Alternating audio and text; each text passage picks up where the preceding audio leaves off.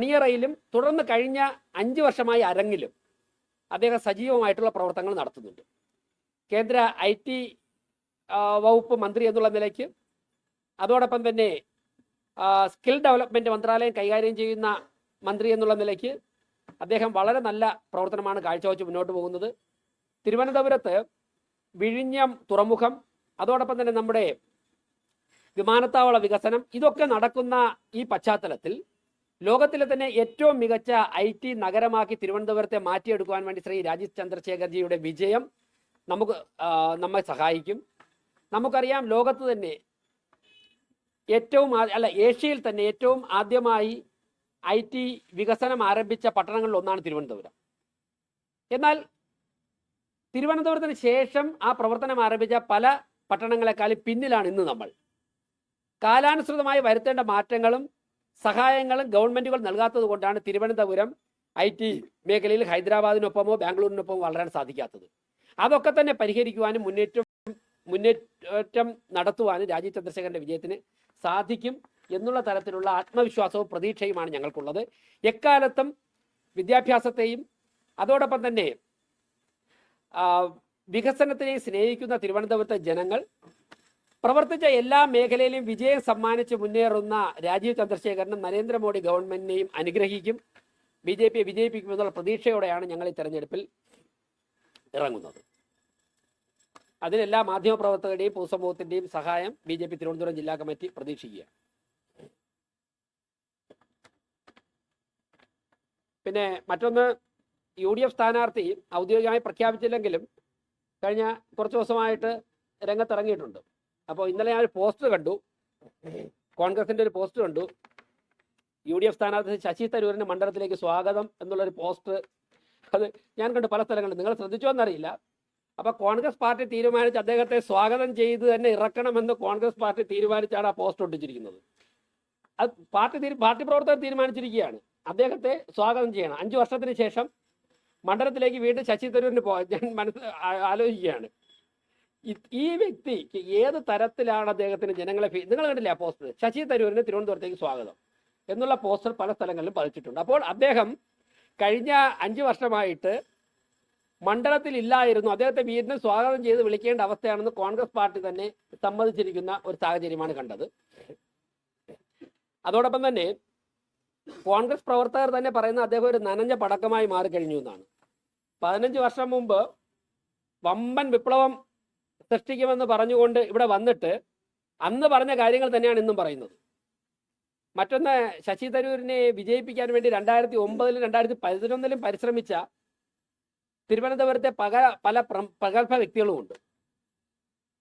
മാധ്യമങ്ങളൊക്കെ അവരെ ഒന്ന് സമീപിക്കണം. കഴിഞ്ഞ 15 വർഷത്തെ ഇദ്ദേഹത്തിൻ്റെ ഇടപെടൽ എന്തായിരുന്നു? അന്ന് പറഞ്ഞ വാഗ്ദാനങ്ങൾ പാലിക്കണമെന്ന് അദ്ദേഹത്തെ വിജയിപ്പിക്കാൻ ശ്രമിച്ചവർ സംസാരിക്കുമ്പോഴേക്കും അദ്ദേഹത്തിൻ്റെ മറുപടി എന്തായിരുന്നു എന്ന് പറയണം. മാധ്യമപ്രവർത്തകരുടെ കഴിഞ്ഞ ദിവസം ഞാൻ പറഞ്ഞു, ബാഴ്സലോണ സിറ്റിയെക്കുറിച്ച് അദ്ദേഹത്തിൻ്റെ അഭിപ്രായം അറിയാൻ വേണ്ടി പൊതുസമൂഹത്തിന് താല്പര്യമുണ്ടോ? ബാഴ്സലോണ സിറ്റിയെക്കുറിച്ച് ശശി തരൂർ സംസാരിക്കണം. ശശി തരൂർ എത്ര ദിവസം പാർലമെന്റ് മണ്ഡലത്തിലുണ്ടായിരുന്നു, എത്ര ദിവസം ഇന്ത്യയിലുണ്ടായിരുന്നു, എത്ര ദിവസം വിദേശത്തുണ്ടായിരുന്നു കഴിഞ്ഞ 5 വർഷത്തിന് ഇടയ്ക്ക്? അത് അദ്ദേഹം വെളിപ്പെടുത്തണം. അദ്ദേഹം പാർലമെന്റിൽ തിരുവനന്തപുരം പാർലമെന്റ് മണ്ഡലത്തിന്റെ ആവശ്യങ്ങൾ കഴിഞ്ഞ 15 വർഷത്തിനിടയ്ക്ക് അദ്ദേഹം എത്ര സമയം സംസാരിച്ചിട്ടുണ്ടോ? നമ്മുടെ രാജ്യത്തെ പരമോന്നത നിയമനിർമ്മാണ സഭയാണ് പാർലമെന്റ്. ആ പാർലമെന്റിൽ അദ്ദേഹം മന്ത്രിയായിരുന്നപ്പോഴോ അദ്ദേഹം MP ആയിരുന്ന സമയത്തോ നിയമനിർമ്മാണവുമായി ബന്ധപ്പെട്ട് എത്ര സമയം അദ്ദേഹം പ്രസംഗിച്ചിട്ടുണ്ടോ? അദ്ദേഹം അതൊക്കെ പുറത്തു പറയണം. 15 വർഷം അദ്ദേഹം ഇവിടെ ജയിച്ചു പോയ ആളല്ലേ. അപ്പോൾ ഇത്തരത്തിലുള്ള വിഷയങ്ങളൊക്കെ തന്നെ സജീവ ചർച്ചയാവും ഈ തെരഞ്ഞെടുപ്പിൽ. മറ്റൊന്ന്, എനിക്ക് LDFന്റെ പ്രവർത്തകരിവിടെ ഉണ്ട്. അവർ കഴിഞ്ഞ 10-15 വർഷമായിട്ട് അരിവാളിൽ വോട്ട് ചെയ്യാൻ മറന്നുപോയവരാണ് പാർലമെന്റ് തെരഞ്ഞെടുപ്പിൽ.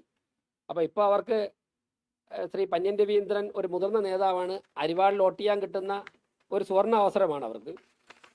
അത് പാഴാക്കരുത് എന്നുള്ളൊരു അഭ്യർത്ഥനയുണ്ട്. കഴിഞ്ഞ 2 തെരഞ്ഞെടുപ്പിലും കൈപ്പത്തിയിൽ വോട്ട് ചെയ്ത് പാർലമെന്റ് തെരഞ്ഞെടുപ്പിൽ ഞങ്ങൾ വോട്ട് ചെയ്യേണ്ടത് കൈപ്പത്തിയിലാണെന്ന് CPM പ്രവർത്തകരുടെ മനസ്സിൽ പതിഞ്ഞു പോയൊരു സാഹചര്യമുണ്ട്.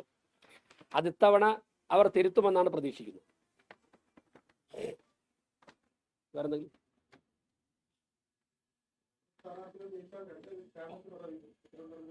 തീർച്ചയായിട്ടും ക്യാബിനറ്റ് പദവി കിട്ടുമോ തരണോ വേണ്ടവയോ എന്ന് തീരുമാനിക്കേണ്ട പ്രധാനമന്ത്രിയാണ്. പ്രവർത്തനത്തിൽ വിജയിച്ച 2 മന്ത്രിമാർ, ആ 2 മന്ത്രിമാർക്ക് മികച്ച അവസരങ്ങൾ നൽകുന്ന രീതിയാണ് BJPയുടെയും നരേന്ദ്രമോദിയുടെയും നമ്മൾ കണ്ടിട്ടുള്ളത്. തീർച്ചയായിട്ടും ഞങ്ങൾ അങ്ങനെ ആഗ്രഹിക്കുന്നു. തീരുമാനമെടുക്കേണ്ടത് പാർട്ടിയുടെ കേന്ദ്ര നേതൃത്വവും ഗവൺമെന്റും. എന്തേ? തീർച്ചയായിട്ടും തിരുവനന്തപുരത്ത് ജയിക്കുന്ന വ്യക്തി കേന്ദ്രമന്ത്രിയായിരിക്കും. ആറ്റിങ്ങൽ നിന്ന് ജയിച്ചു കഴിഞ്ഞാൽ അദ്ദേഹം കേന്ദ്രമന്ത്രിയായിരിക്കും. ഇത് ഞങ്ങളുടെ ആഗ്രഹമാണ്. തീരുമാനമെടുക്കുന്നത് പ്രധാനമന്ത്രിയും പാർട്ടിയുടെ ദേശീയ നേതൃത്വമല്ലേ. എന്തായാലും ഞങ്ങളത് ആവശ്യപ്പെടും. മറ്റൊന്ന്, ഞാനൊരു കാര്യം പറയാം.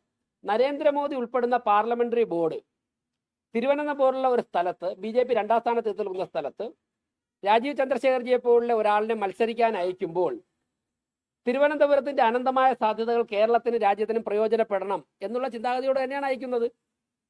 നമ്മുടെ ഈ വിഴിഞ്ഞം തുറമുഖമൊക്കെ തന്നെ അന്താരാഷ്ട്ര രംഗത്ത് എന്ത് ശ്രദ്ധ പതിഞ്ഞ സ്ഥലമാണ്. അതൊക്കെ നമുക്ക് പരമാവധി പ്രയോജനപ്പെടുത്തണ്ടേ? അതിന് മണ്ഡലത്തോട് ഒരു കടപ്പാടും ഇല്ലാത്ത ഒരു വ്യക്തി അവിടെ ചെന്ന് പ്രതിപക്ഷ MP ആയിട്ടിരുന്നു കഴിഞ്ഞാൽ അദ്ദേഹം തന്നെ പറയുന്ന അദ്ദേഹം ഇനി ജമ്മത്ത് മത്സരിക്കാനില്ലെന്നാണ്. അദ്ദേഹം ഇനി ഇതോടുകൂടി എൻ്റെ അവസാനത്തെ പാർലമെന്റ് തെരഞ്ഞെടുപ്പെന്നാണ് അദ്ദേഹം ആദ്യം ഓൾറെഡി ഡിക്ലെയർ ചെയ്തത്. നിങ്ങളൊക്കെ ചോദിച്ചപ്പോഴേക്കും ശ്രീ പന്ന്യൻ രവീന്ദ്രൻ അദ്ദേഹം പറഞ്ഞതായിട്ട് മാധ്യമങ്ങൾ പുറത്തുവിട്ട വാർത്ത എന്നെ ഉപദ്രവിക്കരുതെന്ന് അദ്ദേഹം ആദ്യം പറഞ്ഞതാണ്. എന്ന് വെച്ചാൽ CPM-കാരെ എനിക്ക് വോട്ട് ചെയ്യില്ല, അതുകൊണ്ട് നിങ്ങൾ എന്നെ ഉപദ്രവിക്കരുതെന്ന് അദ്ദേഹം പറഞ്ഞ് ഒഴിഞ്ഞു മാറിയതാണ് ചില മാധ്യമങ്ങൾ, ഞങ്ങളുടെ എൻ്റെ സ്ക്രീൻഷോട്ട് ഉണ്ട് വന്നത്. അപ്പോൾ അങ്ങനെയൊക്കെയുള്ള സാഹചര്യത്തിൽ തിരുവനന്തപുരത്തെ ജനങ്ങൾ വളരെ പ്രബുദ്ധരാണ്.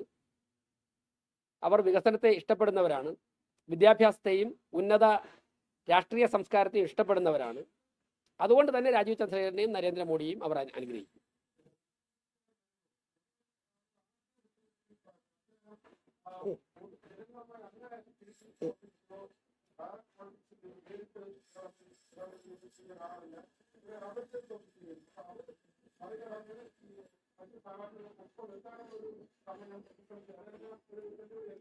ഞാൻ പറയുന്നത്, രാജീവ് ചന്ദ്രശേഖരനെയും എല്ലാ സ്ഥാനാർത്ഥികളെയും ഫീൽഡ് ചെയ്യുന്നത് രാഷ്ട്രീയ പാർട്ടിയാണ്, BJP ആണ്. അപ്പൊ അദ്ദേഹത്തിലുള്ള പോസിറ്റീവായിട്ടുള്ള ഒരുപാട് കാര്യങ്ങളുണ്ട്. അദ്ദേഹം ഏറ്റവും നന്നായിട്ട് ഞാൻ BJPയുടെ ജില്ലാ പ്രസിഡന്റാണല്ലോ, പാർട്ടി പ്രവർത്തകരുമായിട്ടും പൊതുസമൂഹവുമായിട്ട് ഏറ്റവും നന്നായിട്ട് ഏറ്റവും പോസിറ്റീവായിട്ട് പെരുമാറുന്ന പൊതുപ്രവർത്തകരിൽ ഒരാളാണ് അദ്ദേഹം. ഞങ്ങൾ നിരവധി കാര്യങ്ങൾ അദ്ദേഹത്തിന്റെ മന്ത്രാലയം വഴിയും കേന്ദ്രമന്ത്രി എന്നുള്ള മലയാളിയായ കേന്ദ്രമന്ത്രി എന്നുള്ള നിലയ്ക്കും അദ്ദേഹം വഴി ഞങ്ങൾ പല കാര്യങ്ങളും കേരളത്തിന് നേടിയെടുത്തിട്ടുണ്ട്, ഇപ്പോഴും പരിശ്രമിച്ചുകൊണ്ടിരിക്കുന്നു. അതൊക്കെ തന്നെ ഞങ്ങളുടെ തിരുവനന്തപുരത്തെ വിജയത്തിന് വളരെ വലിയൊരു മുതൽക്കൂട്ടാവും. ഞാൻ നേരത്തെ പറഞ്ഞല്ലോ, പ്രവർത്തിച്ച എല്ലാ മേഖലയിലും വിജയിച്ച വ്യക്തിയാണ് ശ്രീ രാജീവ് ചന്ദ്രശേഖർ. ഏറ്റവും നന്നായിട്ട് വ്യക്തികളുമായിട്ട് ഇടപഴകുന്നത് കൊണ്ടും അവരെ മാനേജ് ചെയ്യുന്നതുകൊണ്ടാണ് ആ മേഖലയിൽ വിജയിക്കാൻ സാധിക്കുന്നത്. അപ്പോൾ ശ്രീ ശശി തരൂരിനെ സംബന്ധിച്ച് അദ്ദേഹം കേന്ദ്രമന്ത്രിയായിരുന്നു, അദ്ദേഹത്തിന് അഴിമതി ആരോപണത്തെ തുടർന്ന് രാജിവെക്കേണ്ടി വന്നു. അദ്ദേഹം MP ആയിരുന്നു, അദ്ദേഹം ഒരു വിജയിച്ച MP ആണെന്ന് കോൺഗ്രസ് പ്രവർത്തകർ പറയൂ, പൊതുസമൂഹം പറയൂ. അപ്പോൾ വിജയിച്ച എല്ലാ മേഖലയിലും വിജയിച്ച ജനങ്ങളുടെയും ഒക്കെ തന്നെ അംഗീകാരം വാങ്ങിയ ഒരു വ്യക്തിയാണ് BJP ഫീൽഡ് ചെയ്യുന്നത്. അതുകൊണ്ട് തന്നെ ഞങ്ങൾക്ക് നല്ല പ്രതീക്ഷയുണ്ട്.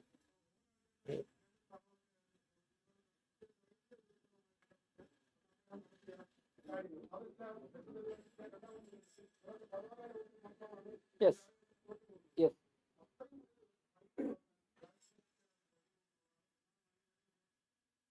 അതായത് 2014 2024 തമ്മിൽ വളരെ വ്യത്യാസമുണ്ട്. 2014 ഇന്ത്യ അല്ല 2024 ഇന്ത്യ. 2024 ആകുമ്പോഴേക്കും നരേന്ദ്രമോദിയുടെയും നരേന്ദ്രമോദി ഗവൺമെന്റിന്റെയും BJPയുടെയും സ്വീകാര്യതയിൽ വളരെ വലിയ തോതിലുള്ള വർധനവുണ്ടായിട്ടുണ്ട്. BJPയുമായി അകന്നു നിന്ന അല്ലെങ്കിൽ അടുക്കാൻ മടിച്ചു നിന്ന ജനവിഭാഗങ്ങളുണ്ട്. ഇപ്പോൾ താങ്കൾ പറയുന്ന 14,000 വോട്ടിന്റെ കുറവ് ഞങ്ങൾക്ക് 2014 സംഭവിച്ചത് ആ നെയ്യാറ്റിൻകര ഭാഗത്തെ ചില പഞ്ചായത്തുകളിലാണ്. ഈ ദിവസങ്ങളിൽ അവിടെ ഇറങ്ങി നോക്കിക്കോ, വരാൻ പോകുന്ന ദിവസങ്ങളിൽ ആ മേഖലയിൽ നിന്നൊക്കെ തന്നെ 100 കണക്കിന് കോൺഗ്രസ് ഇടതുപക്ഷ അനുഭാവികളും പ്രവർത്തകരും BJPയിൽ ചേരും. അപ്പോൾ വളരെ വലിയ വ്യത്യാസം വന്നിട്ടുണ്ട്. ശ്രീ രാജീവ് ചന്ദ്രശേഖർജിയെ സംബന്ധിച്ചിടത്തോളം അദ്ദേഹത്തിന്റെ ഇത്രയും കാലത്തെ അനുഭവ സമ്പത്ത് അദ്ദേഹത്തിന് മികച്ച പോരാട്ടം നടത്തി വളരെ നല്ല ഭൂരിപക്ഷത്തോടെ വിജയിക്കുവാൻ സാധിക്കുന്ന പശ്ചാത്തലമാണ് ഒരു വ്യക്തി എന്നുള്ള നിലയ്ക്ക്, ഒരു സ്ഥാനാർത്ഥി എന്നുള്ള നിലയ്ക്ക് അദ്ദേഹത്തിനൊപ്പുള്ളത്. അതോടൊപ്പം തന്നെ 2014 2024 ഇടയ്ക്കുണ്ടായ രാഷ്ട്രീയ മാറ്റം, ഇന്ത്യയിലുണ്ടായ രാഷ്ട്രീയ മാറ്റം, BJPക്കുണ്ടായ സ്വീകാര്യത, നരേന്ദ്രമോദിക്ക് ജനഹൃദയങ്ങളിലുണ്ടായ സ്വീകാര്യം. ഇപ്പൊ തന്നെ നരേന്ദ്രമോദിക്കയുടെ ഇഷ്ടപ്പെടുന്ന 40-45% ജനങ്ങൾ ഉണ്ട് എന്നാണ് പല സർവേകളും. അത് BJPയോട് വിയോജിപ്പുള്ള മാധ്യമങ്ങൾ സർവേ നടത്തുമ്പോൾ പോലും തെക്കൻ കേരളത്തിൽ പ്രത്യേകിച്ചും തിരുവനന്തപുരം ഭാഗത്തൊക്കെ തന്നെ 40 മുതൽ 45% വരെ ജനങ്ങൾ നരേന്ദ്രമോദി ഇഷ്ടപ്പെടുന്നു. നരേന്ദ്രമോദി പ്രധാനമന്ത്രിയാകുവാൻ അദ്ദേഹം തിരുവനന്തപുരത്തേക്ക് നിശ്ചയിച്ചയച്ച രാജീവ് ചന്ദ്രശേഖരനെ വിജയിപ്പിക്കണം. സ്വാഭാവികമായിട്ട് തിരുവനന്തപുരത്തിന്റെ സാധ്യതകൾ പ്രയോജനപ്പെടുത്താൻ കഴിവുള്ള ഒരു വ്യക്തിയായിരിക്കുമല്ലോ നരേന്ദ്രമോദി ഇങ്ങോട്ട് അയക്കുന്നത്. ഇതാണ് ജനങ്ങൾ ചർച്ച ചെയ്യേണ്ടത്.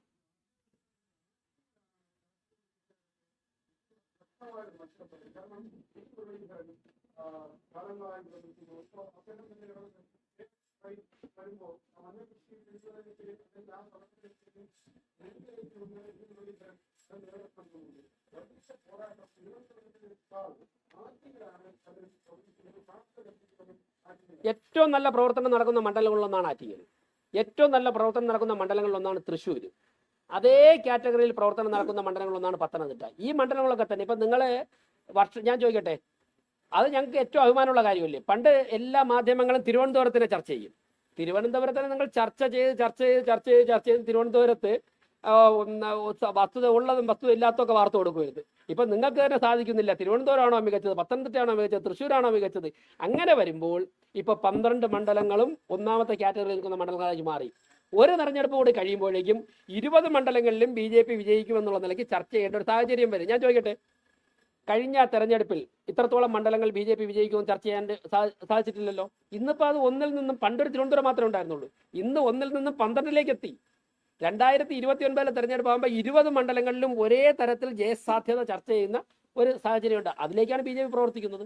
പിന്നെ മുരളീധരനെ സംബന്ധിച്ചിടത്തോളം അദ്ദേഹം ABVPയുടെ സംസ്ഥാന സംഘടനാ സെക്രട്ടറി ആയിട്ട്, ABVPയുടെ സംസ്ഥാന ഭാരവാഹിയായിട്ട്, ABVPയുടെ അഖിലേന്ത്യാ ജോയിന്റ് സെക്രട്ടറി, അഖിലേന്ത്യാ ജനറൽ സെക്രട്ടറി ഒക്കെ ആയിട്ട് പ്രവർത്തിച്ചിട്ടുണ്ട്. അതായത് കേരളം, ഞാൻ പറഞ്ഞല്ലോ, തലശ്ശേരി ബ്രണ്ണൻ കോളേജിൽ പഠിച്ചപ്പോൾ SFIയുടെ ശക്തമായ അന്ന് 1970-കളിൽ ശക്തമായ പ്രതിഷേധവും പ്രതിരോധവും നിലനിന്ന സമയത്താണ് അദ്ദേഹം തലശ്ശേരി ബ്രണ്ണൻ കോളേജിൽ പഠിച്ചത്.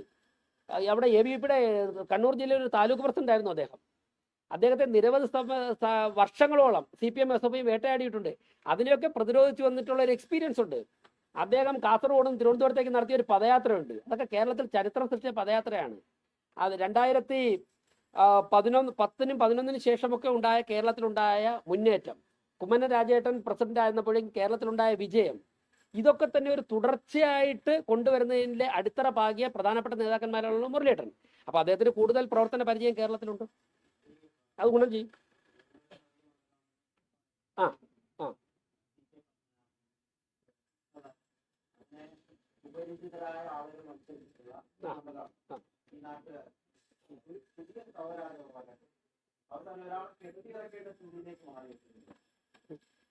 അതിലെ ഇന്ത്യൻ രാഷ്ട്രീയം കുറെയൊക്കെ എനിക്കും അറിയാം, താങ്കൾക്കും അറിയാം. എന്തിനാണ് ഇങ്ങനെയുള്ള ചോദ്യങ്ങളൊക്കെ ചോദിക്കുന്നത്? ഞാൻ പറയട്ടെ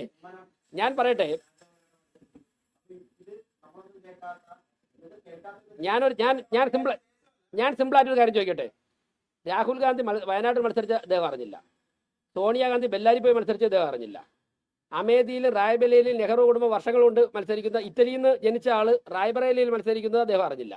ഇതൊന്നും അറിയാതെ രാജീവ് ചന്ദ്രശേഖർ തിരുവനന്തപുരത്ത് വന്നത് മാത്രമാണ് അദ്ദേഹം അറിയുന്നത്. ശശി തരൂര് പാലക്കാട് ജനിച്ച് അദ്ദേഹം വേറെ എവിടെയൊക്കെയോ ജീവിച്ചിട്ട് തിരുവനന്തപുരത്ത് നിന്ന് മത്സരിച്ചപ്പോൾ ഈ ചോദ്യമൊന്നും മാധ്യമങ്ങൾ ചോദിച്ചില്ല. ചിലപ്പോൾ ചോദിച്ചു കാണും. അപ്പം ഞാൻ പറയുന്നത്, നമ്മൾ അങ്ങനെയുള്ള കാര്യങ്ങളിലേക്ക്, ഇന്ത്യൻ രാഷ്ട്രീയം നമുക്ക് എല്ലാവർക്കും അറിയാം, സംസ്ഥാന രാഷ്ട്രീയം നമുക്ക് എല്ലാവർക്കും അറിയാം. നമ്മളൊക്കെ അങ്ങനെയുള്ള കാര്യങ്ങളിൽ ഇപ്പോൾ LDFൽ ഞാൻ സിമ്പിളായിട്ട് ചോദിക്കട്ടെ,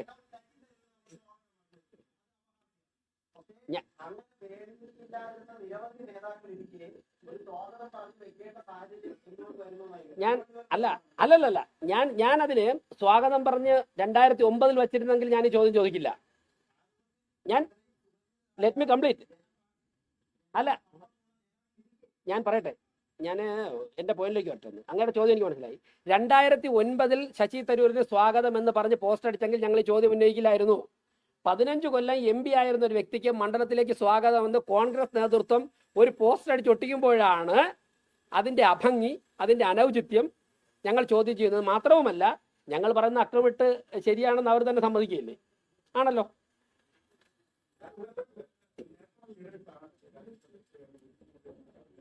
യെസ്.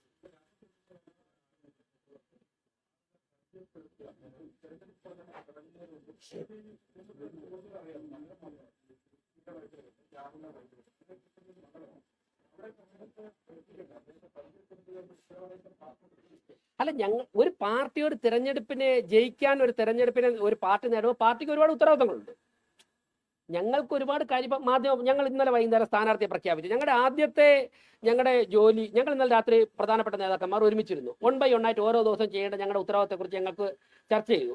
ഇന്ന് രാവിലെ ആദ്യം മാധ്യമ പ്രവർത്തകരെ ഒരുമിച്ച് വിളിച്ച് ഈ രാജീവ് ചന്ദ്രശേഖർജിയുടെയും മുരളിയുടെയും സ്ഥാനാർത്ഥിത്വത്തെക്കുറിച്ച് മാധ്യമങ്ങളുമായിട്ട് സംസാരിച്ച് മാധ്യമങ്ങളിലൂടെ ജനങ്ങളെ അറിയിച്ച് ജനങ്ങളുടെ അനുവാദം വാങ്ങിയിട്ട് വേണം പ്രവർത്തന രംഗത്തേക്ക് ഇറങ്ങാൻ എന്ന് ഞങ്ങൾ തീരുമാനിച്ചു. അങ്ങനെയുള്ള ഒരുപാട് ഉത്തരവാദിത്തങ്ങൾ ഞങ്ങൾക്കുണ്ട്. ആ ഉത്തരവാദിത്തം ചെയ്യാനാണല്ലോ ഞങ്ങൾ ഇരിക്കുന്നത്.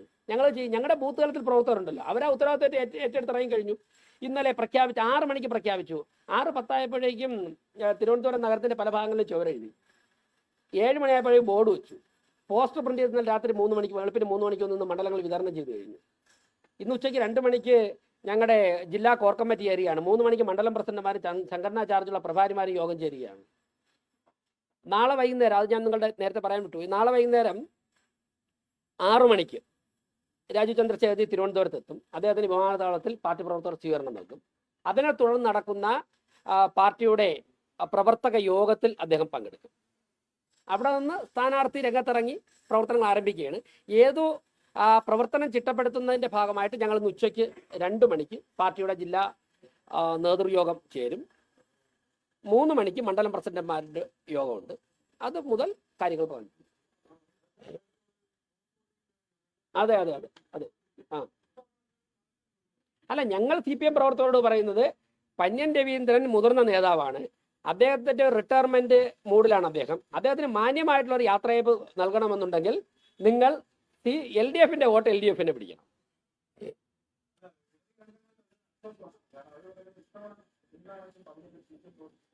CPM കിട്ടും. അപ്പൊ കഴിഞ്ഞ തവണ കിട്ടിയില്ലെന്ന് അവർ പറയുന്നത്. ആ ഇടത് കേന്ദ്രങ്ങൾ പറയുന്നത് അവർ അഡ്മിറ്റിക്കുന്ന ഒരു കാര്യം 2009-ലും 2014-ലും 2019-ലും കിട്ടിയില്ല, ഇപ്പൊ കിട്ടും. ശരി. അതെ, അവർക്ക് അതെ, ഞാൻ പറയുന്ന അവര് പാർലമെന്റ് ഇലക്ഷൻ വരുമ്പോൾ ഞങ്ങൾ വോട്ട് ചെയ്യേണ്ട കൈപ്പത്തിയിലാണോ എന്നുള്ള ഒരു ചിന്ത അവരുടെ മനസ്സിൽ പതിഞ്ഞു പോയി. അത് CPM പ്രവർത്തകർ തിരുത്തിയിട്ട് പാർലമെന്റ് തെരഞ്ഞെടുപ്പിലും കുറച്ചു കാലം കൂടെ അവർ അരിവാളിൽ തന്നെയാണ് വോട്ട് ചെയ്യേണ്ടത് കേരളത്തിൽ എന്നവര് ബോധ്യപ്പെടണമെന്നാണ് എനിക്ക് പറഞ്ഞത്. കുറച്ചു കാലം കൂടെ. അതെ അതെ, ഈ സ്ഥാനാർത്ഥിത്വം അതിന് വഴിവെക്കണം. ബഹുമാനപ്പെട്ട ശ്രീ പന്ന്യൻ രവീന്ദ്രൻ അദ്ദേഹത്തിന് ഒരു നല്ല റിട്ടയർമെന്റ് കൊടുക്കാൻ വേണ്ടി ഉള്ള ഒരു മാനസികാവസ്ഥയിലേക്ക് LDF എത്തണമെന്നാണ് എനിക്ക് പറയാനുള്ളത്.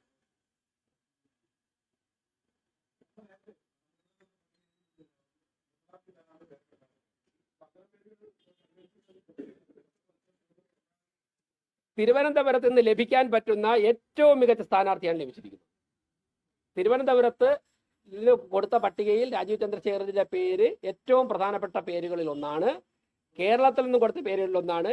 പ്രധാനമന്ത്രി ഉൾപ്പെടുന്ന പാർലമെന്ററി ബോർഡാണ് തീരുമാനിച്ചിരിക്കുന്നത്. യാതൊരു സംശയവും വേണ്ട, അദ്ദേഹത്തിന്റെ വിജയം കേരളത്തിന്റെ വികസന മുന്നേറ്റത്തിനും കേരളത്തിലെ വലിയൊരു രാഷ്ട്രീയ മാറ്റത്തിനും ഏറ്റവും വലിയ മുതൽക്കൂട്ടായി മാറും.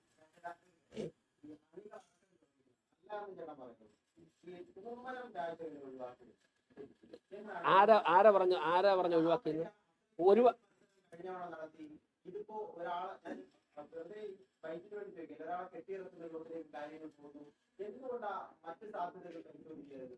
ഞാൻ പറയാം, 12 സ്ഥാനാർത്ഥികളാണ് പ്രഖ്യാപിച്ചത്. സ്ഥാനാർത്ഥികളെ പ്രഖ്യാപിക്കുന്നത് പാർലമെന്ററി ബോർഡാണ് ചർച്ച ചെയ്ത് തീരുമാനമെടുക്കുന്നത്. പിന്നെ ഇനിയും 8 സ്ഥാനാർത്ഥികൾ വരാനുണ്ട്. ഒരു കാര്യമുള്ളത്, BJPയിൽ ഒരുപാട് നേതാക്കന്മാരുണ്ട്, നിരവധി നേതാക്കന്മാരുണ്ട്. ഇപ്പോൾ BJPയുടെ ഏറെക്കുറെ സംസ്ഥാന നേതാക്കന്മാരൊക്കെ തന്നെ, അല്ലെങ്കിൽ പല ജില്ലാ പ്രസിഡന്റുമാരും പാർലമെന്റ് തെരഞ്ഞെടുപ്പിൽ മത്സരിക്കാൻ യോഗ്യത ഉള്ളവരുമാണ്. പക്ഷേ ഒരു തെരഞ്ഞെടുപ്പിനെ നയിക്കുക എന്നുള്ളതാണ് ഏറ്റവും പ്രധാനപ്പെട്ട ഘടകം. അപ്പോൾ ഞങ്ങളുടെ പ്രധാനപ്പെട്ട നേതാക്കന്മാരൊക്കെ തന്നെ 20 പേർ മത്സരിച്ചിട്ട് ബാക്കിയുള്ള എല്ലാവരും തന്നെ വിജയിപ്പിക്കുവാനുള്ള പരിശ്രമത്തിലാണ്. കഴിഞ്ഞല്ലോ.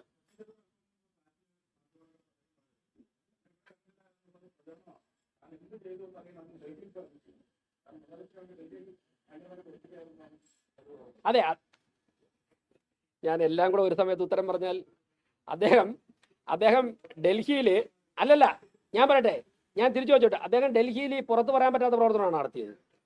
അദ്ദേഹം അല്ല, അത് അദ്ദേഹം പറയട്ടെ. ഡൽഹിയിൽ അദ്ദേഹം പ്രവർത്തിക്കുമായിരുന്നു എന്നുള്ളതിനോട് എനിക്ക് വിയോജിപ്പില്ല. അങ്ങനെയാണെങ്കിൽ അത് പുറത്തു പറയാൻ പറ്റാത്ത പ്രവർത്തനമാണ്. പുറത്തു പറയാൻ പറ്റുന്ന പ്രവർത്തനമാണ് അദ്ദേഹം പറയട്ടെ. അതിനോട് എനിക്ക് വിയോജിപ്പില്ല. ആയിരിക്കാം, അദ്ദേഹം എവിടെയെങ്കിലും പ്രവർത്തിക്കുകയായിരിക്കാം. ജനീവയിലോ ഇറ്റലിയിലോ ബാഴ്സലോണയിലോ ഒക്കെ അദ്ദേഹം പ്രവർത്തിക്കുകയായിരിക്കാം. പക്ഷെ അതിന്റെ റിസൾട്ട് തിരുവനന്തപുരത്ത് എന്താ കണ്ടത്? Operation success, patient is no more എന്ന് പറയുന്ന പോലെയാണ് ശശി തരൂർ.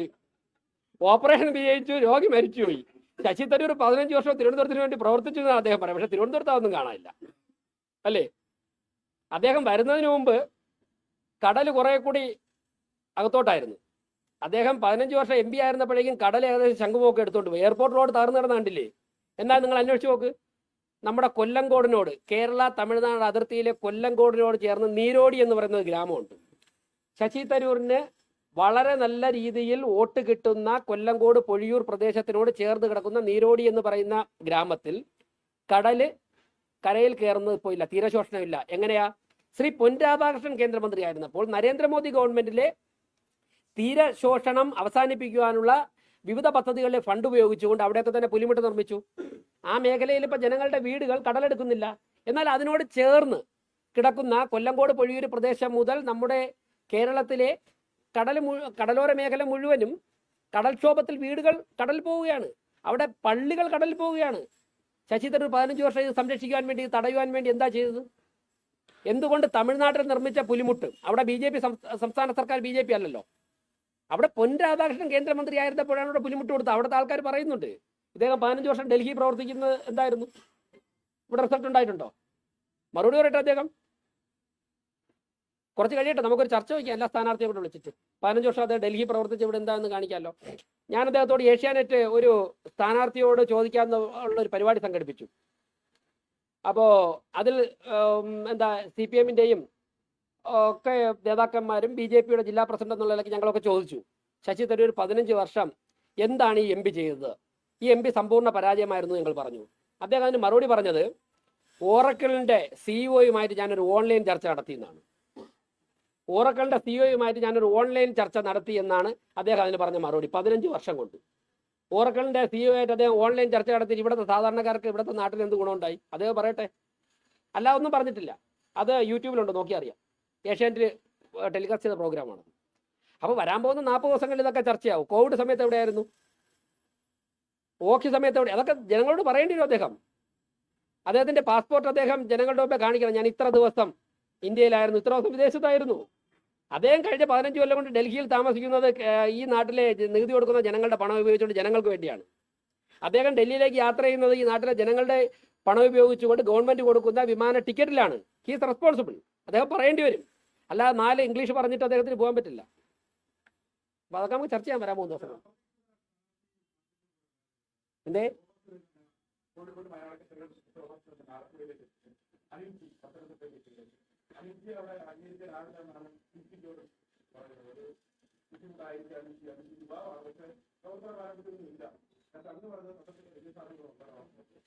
BJP പറയണം. അതായത് 400 സീറ്റ് കടന്നുള്ള ഭൂരിപക്ഷത്തോടെ ഗവൺമെന്റ് രൂപീകരിക്കാനുള്ള കോൺഫിഡൻസ് ഉള്ള നേതൃത്വമാണ് എല്ലാ സീറ്റും പ്രഖ്യാപിച്ചിരിക്കുന്നത്. ഓരോ സീറ്റ് പ്രഖ്യാപിക്കുമ്പോഴും അത് ഇന്ത്യൻ രാഷ്ട്രീയത്തിൽ ഉണ്ടാക്കുന്ന രാഷ്ട്രീയ മുന്നേറ്റത്തെക്കുറിച്ച് ഉത്തമ ബോധ്യമുള്ള നേതൃത്വം മണിക്കൂറുകളോളം ചർച്ച ചെയ്താണ് തീരുമാനിച്ചിരിക്കുന്നത്. അതിലെ എല്ലാം തന്നെ അങ്ങേയറ്റം തിളക്കമാർന്ന പ്രഖ്യാപനങ്ങൾ. ഇപ്പൊ ജയിക്കും. ആ അടിത്തറയിൽ നിന്നുകൊണ്ട് അനിൽ ആന്റണിയോടെ ജയിക്കും, തീർച്ചയായിട്ടും ജയിക്കും. അനിൽ ആന്റണി BJP-യുടെ അഖിലേന്ത്യാ സെക്രട്ടറിയും പത്തനംതിട്ട പോലുള്ള ഒരു 1ാം ക്ലാസ് മണ്ഡലത്തിൽ മത്സരിക്കുവാനും കേപ്പബിൾ ആയിട്ടുള്ള ആളാണെന്ന് BJP-യുടെ ദേശീയ നേതൃത്വം, പ്രധാനമന്ത്രി ഉൾപ്പെടെയുള്ളവർ വിലയിരുത്തിയതിൽ അപ്പുറം എന്ത് ചർച്ചയ്ക്ക് പ്രസക്തി? അനിൽ ആന്റണി അവിടെ വിജയിക്കുന്ന എല്ലാ ഘടകങ്ങളും അതിന് അനുകൂലമായിട്ട് വരും.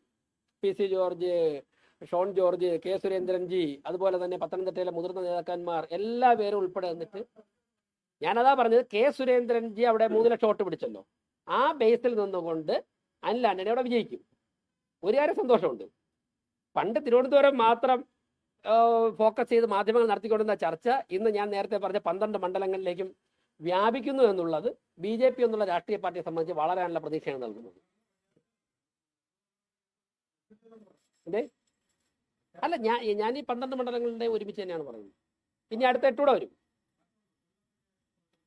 പാർലമെന്ററി ബോർഡിലെ തീരുമാനിക്കുന്നത്, എനിക്ക് ജില്ലാ പ്രസിഡന്റ് എന്താ പ്രധാനപ്പെട്ട എല്ലാവരുടെയും പേര് വരും, എല്ലാ പേരുകളും വരും. ഓക്കെ.